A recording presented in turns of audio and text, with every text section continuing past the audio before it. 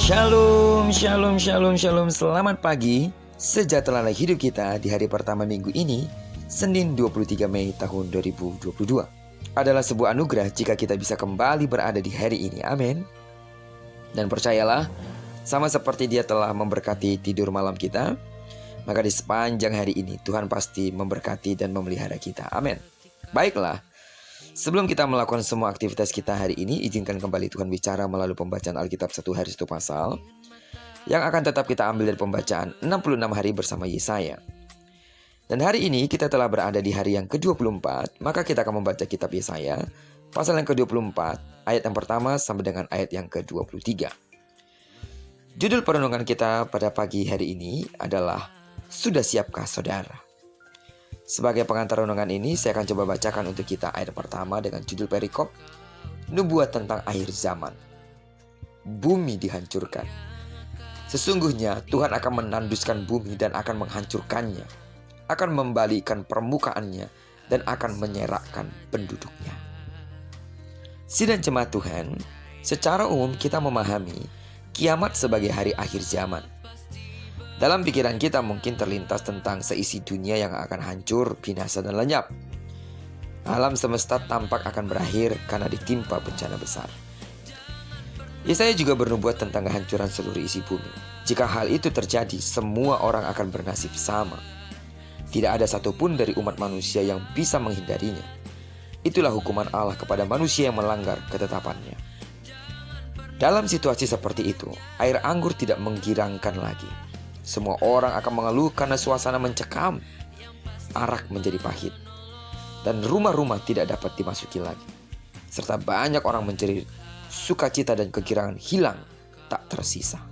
Bumi akan hancur luluh, bergoncang, terhuyung-huyung seperti orang mabuk, kata firman. Dosa pemberontakannya akan menimpanya dengan sangat hebat. Dia akan rebah dan tidak akan bangkit lagi. Allah akan menghukum langit dan raja-raja. Mereka dikumpulkan seperti tanaman dimasukkan ke liang.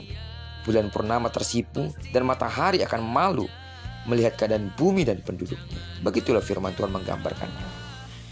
Kengerian hari kiamat hendaklah membawa kita pada pertobatan. Amin. Marilah kita memuliakan Tuhan dengan nyanyian pujian. Dia yang memerintah alam semesta akan menunjukkan kemuliaannya, keadilannya. Namun ia akan menyelamatkan orang yang hidup sesuai dengan kehendaknya. Amin. Akhir zaman, kiamat, siapa takut? Ya, kita tidak perlu takut. Amin.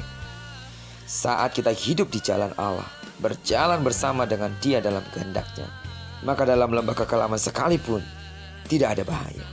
Akhir zaman, hari kiamat adalah hari Allah menghakimi manusia. Semua akan diadili menurut perbuatannya masing-masing. Orang-orang yang percaya kepada Kristus akan diselamatkan. Katakan amin. Mereka akan mengenakan pakaian putih sebagai tanda telah dikuduskan. Nama mereka tercatat dalam buku kehidupan dan mereka mengenakan mahkota kehidupan. Karena itu, jadi sebagai anak-anak Allah, janganlah takut.